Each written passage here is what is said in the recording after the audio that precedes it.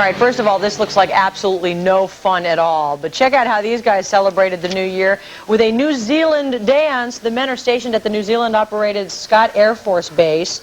And in case you're wondering why there is sunlight there, it's summer in Antarctica, so the sun is always up.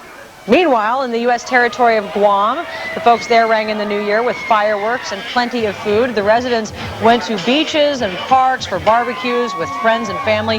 Guam was the first residential piece of the United States to enter the year 2000, and according to the U.S. military, no Y2K problems have been reported, Terry. So that's good. Absolutely good news. Now, we have not seen, Tokyo. Take a look at this.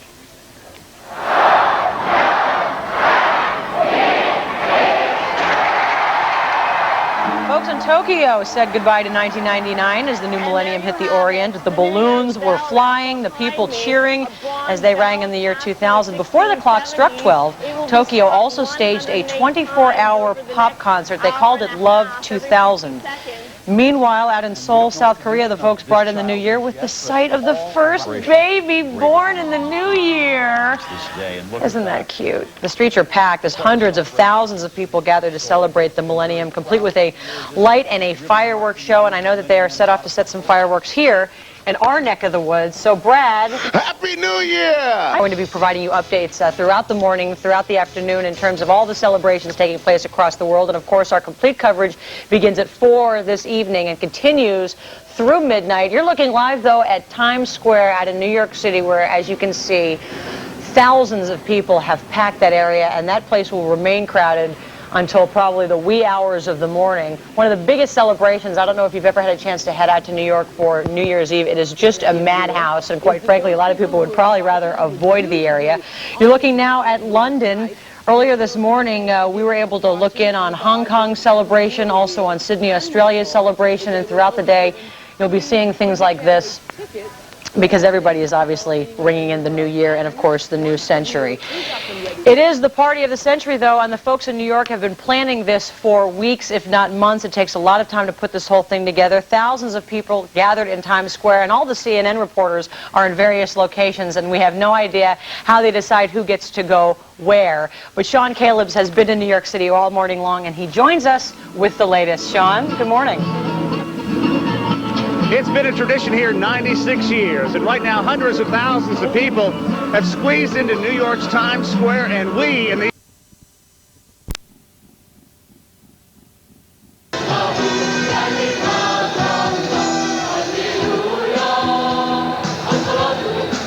And before we settle in Bethlehem to celebrate in the place where the Gospels tell us that Jesus was born, let's take a quick look at Egypt, because it's coming up on midnight in Egypt as well, and there's a great festival going on out there at the Pyramids. In fact, that's the prelude, and very faintly you can see the fireworks letting off behind. It's the Egyptian president, Hosni Mubarak, standing up at the Pyramids. The former Secretary General of the United Nations is there.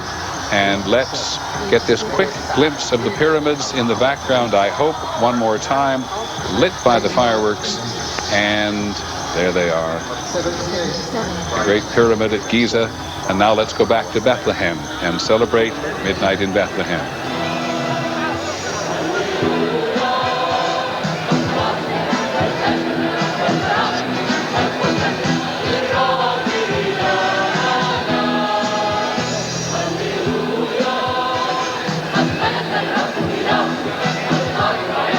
Church of the Nativity.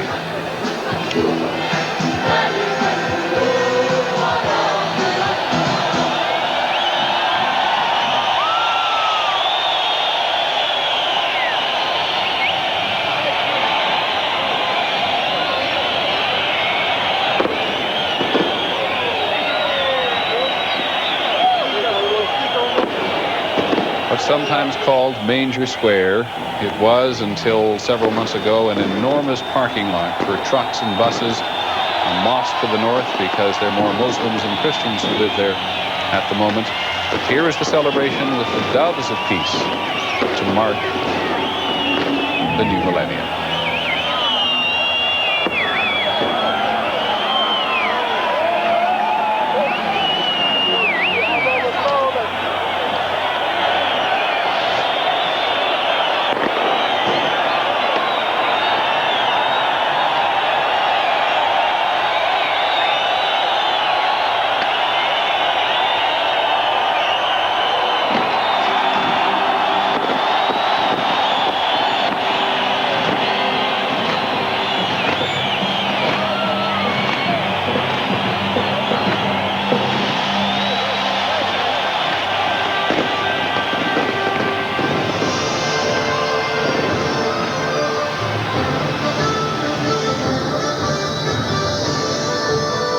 masks of ancient Egypt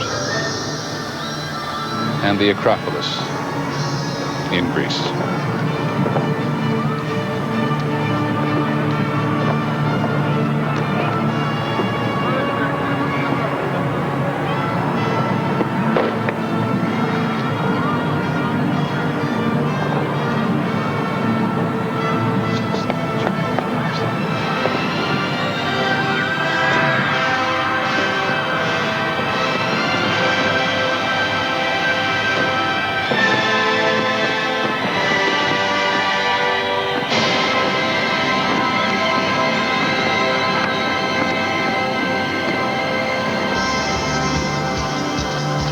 Well, it's a bit confusing there. This is Jean-Michel Jarre, who did this ceremony for the pyramids, and we've seen much more of him than we've seen of the pyramids. George Stephanopoulos, another word from you about Greece and Greek American and the New World and the new century? Well, what I'm thinking about now as we watch it looks like the Acropolis on fire is how the experience of Greek Americans and Italian Americans who came here at the beginning of the century is now being replicated here in America by Dominicans, by people from the East Indies, from these new immigrants are now going along the same path that many of us went through at the beginning of this century, and they're in for an adventure. And now let's go to Bethlehem again. The Palestinian West Bank town of Bethlehem, the site of the Nativity of Jesus, according to the Gospels. Some people actually hold that he was born in Nazareth. A discussion to be taken up at some other point, of course. But for tonight, this is where the Palestinian Authority wanted the world to be focused on this particular night. Bill Blakemore is there. Yes, Peter, this has been a night they've been waiting for a long time. They've spent a lot of money to get Bethlehem ready for this particular event. Many people here in the square holding up candles, a scene of enormous hope and pandemonium at the same time, very much like the Middle East. Many of those peace doves a little confused, no doubt, flying in among all of those bursting shells and beautiful colors in the air.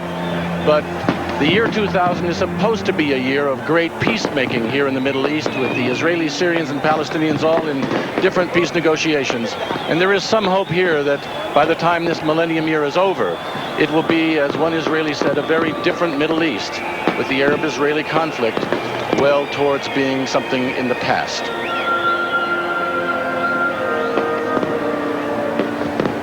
To Greece again.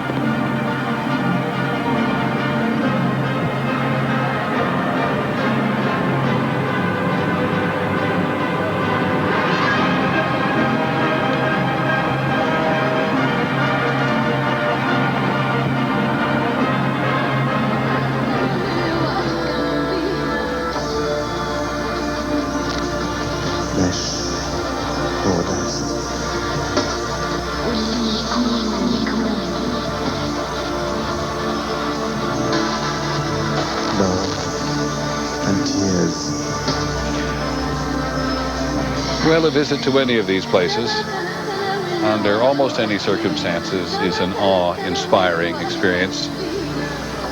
Hard to see the pyramids, which is kind of sad. Wonderful to see the Acropolis, because they have made it so easy, and because, as Greeks have historically made it very much the centerpiece of the way we look at them. As George Stephanopoulos said earlier, the seat of democracy. And Bethlehem, which for millions of Christians down through the ages has been a point of pilgrimage, and now is where Palestinian Authority is in charge, after having been occupied for so long by the Israelis, now controlled by the Palestinians themselves.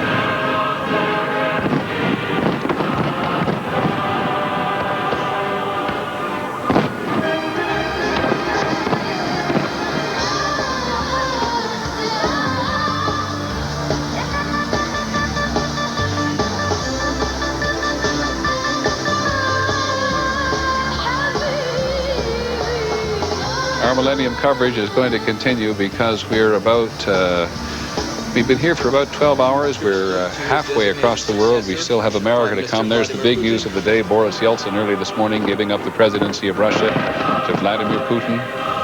But the great news of the day, the big news of the day has been everywhere, the celebration of a new century. Our coverage will continue.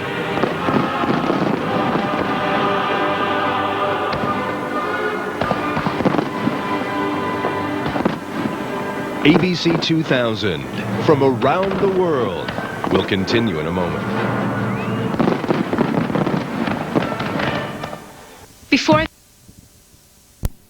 This really is an ode to joy. It really is a moment to celebrate and to ponder what the future may hold. As Walter pointed out, prospects for peace, clearly the hopes of those who are gathered there very much hinge on a better tomorrow. Yes, and if you think about the words, the ode to joy, let each man in every nation live in peace and brotherhood. And I think they are attempting that tonight, doves notwithstanding. Let's go now, as you see in the upper part of your screen, to Giza, the Great Pyramids there.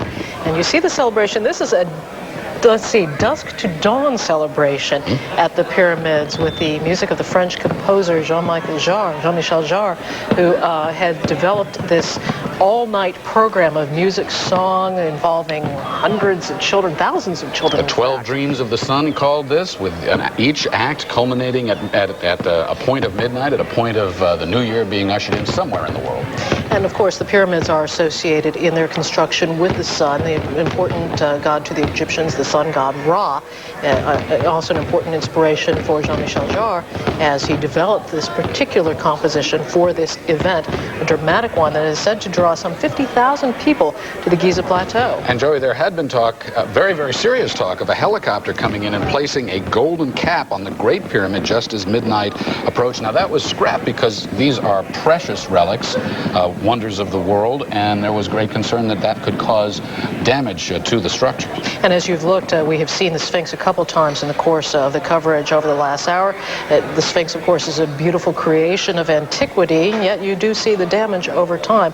There was some question about that. There's also been a great deal of concern for Egypt for security. After all, Egypt is still recovering from the massacre at Luxor from a few years back, where so many tourists, 50-some-odd tourists were killed, and they have been trying to regenerate interest, international travel and tourism interest in their country. It does appear that this event has drawn a great deal of interest. In fact, I read somewhere that this is one of the 3 main events of the world that international travelers wanted to go to for the Millennium. Well, you can certainly see why, and the light show that is promised up against the pyramids is something that we have yet to see here. But clearly, the significance of these structures, the ancient civilization that emanated from Egypt itself, the fact that Egypt is celebrating its 7th millennium as the world marking on the Gregorian calendar celebrates the year 2000, it makes this a key location.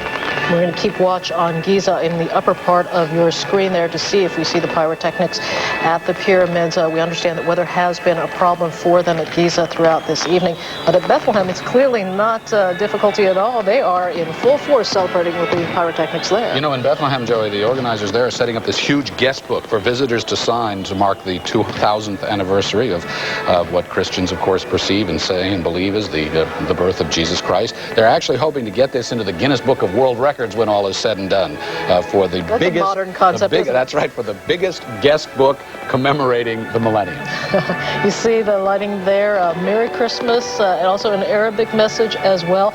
They're trying to balance the many interests, the different cultural and religious concerns of the region in this particular celebration, and that is a challenge. And it cannot be overstated, really, just what this part of the world has been through in recent history and in ancient history. The struggle, the strife, the war, and the suffering, and where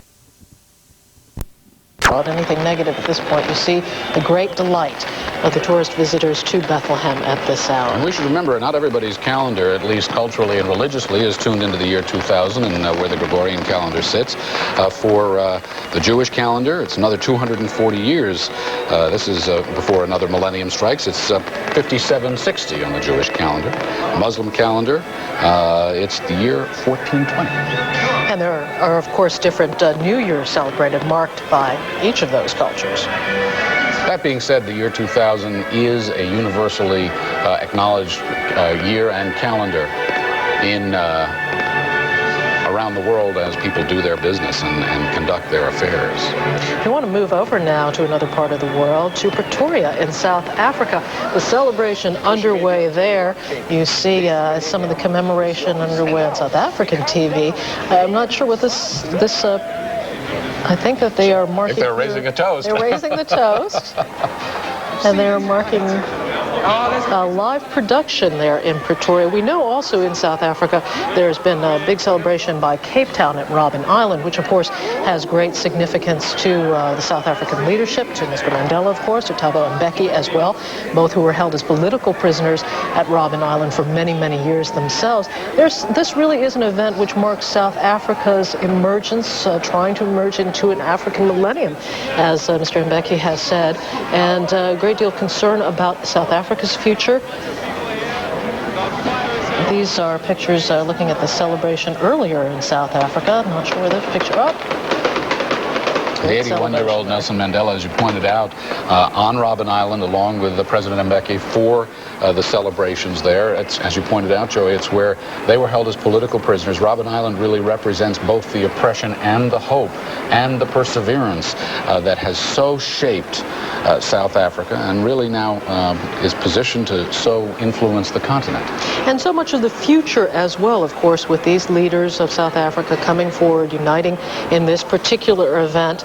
You see Mr. Mandela earlier in the evening marking his time, marking the commemoration of this event in the Robben Island prison, a candle of memory, of recollection of the many hard years he spent within this prison, many years locked away by himself, many years doing very hard labor in the limestone quarry at Robben Island. And a remarkable man, Nelson Mandela, who through it all maintained in his heart a certain forgiveness and perseverance, as I mentioned, and he came out of that experience not embittered, but preaching reconciliation, hope, and progress for his country. And I notice he carried that candle, you know, it just seems to signify so much of the hopes that he brings to the future of South Africa.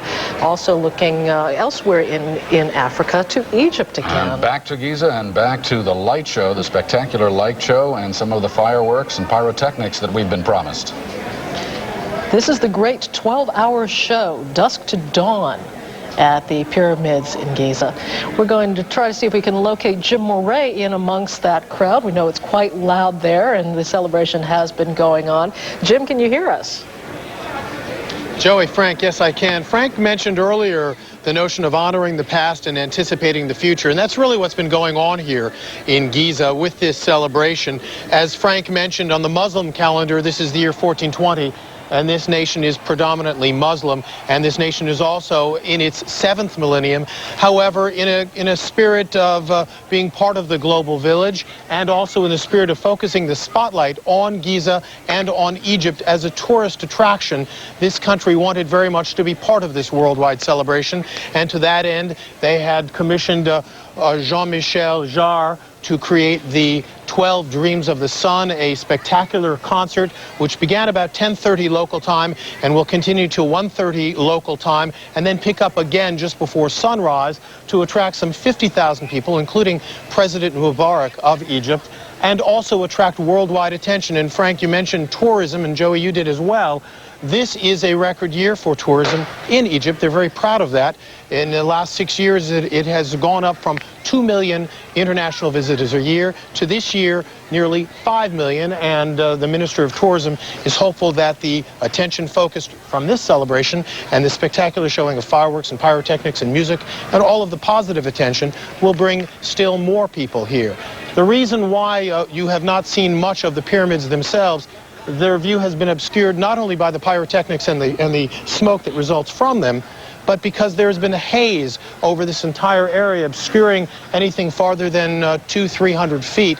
That has been very frustrating for the organizers of this concert, because as we saw over the past 2 nights in the dress rehearsals, there were a series of of effects that were using the pyramids, the 3 pyramids on the Giza Plateau, as a canvas, literally a canvas, to show various figures and light spectaculars on those pyramids. And unfortunately, the view of that has been largely obscured. Therefore, they have stepped up the use of pyrotechnics to punctuate the various acts of these 12 dreams of the sun throughout the night. And from our vantage point, we've been hearing the crowd has erupted with joy, and they apparently have enjoyed everything thus far. And this celebration, you're seeing some of the pyramids there. Some of the celebrants will be here throughout the night until the dawn. And this, of course, is... Yes, Frank? Jim, if I can jump in, you mentioned the crowd there. I don't know how much of that crowd, maybe you can help us with this, how much of that crowd is from outside of Egypt? It's still Ramadan there. President Mubarak has asked that be respected. And there were some who were saying that this show was largely being put on for the world and not for the indigenous population. How much of that how much of those folks are Egyptians? Well, there are all of the government officials here, of course, and the ticket prices are very reasonable. 50 Egyptian pounds, which is the equivalent of about $14.5 US for a ticket, or 400 Egyptian pounds if you wanted a seat higher up, including dinner. We're expecting that at least a good percentage, frankly, of the people here are from Egypt. However, there's a great deal of international interest as well. However, the Minister of Tourism noted to me yesterday that because of the various warnings of terrorism, the number has been reduced from what they had expected to come from abroad. Frank? Jim Moret, we will be back to you. That is quite a show there by the pyramids, isn't that? Just amazing. 12 dreams of the sun is the way they have billed this particular event, and that refers to the passing of the sun. And it does continue to move on. The new millennium moves on into Western Europe. Yes, we're about 40 minutes away from much of Western Europe. And, of course, we mustn't forget Times Square in New York. Oh, yes. In anticipation. That's right. It looks like they're getting ready in Times Square. In fact, they've been celebrating all day long, as you would expect New Yorkers to do. They are doing that as they do, and we'll be back to join them and others as our coverage continues.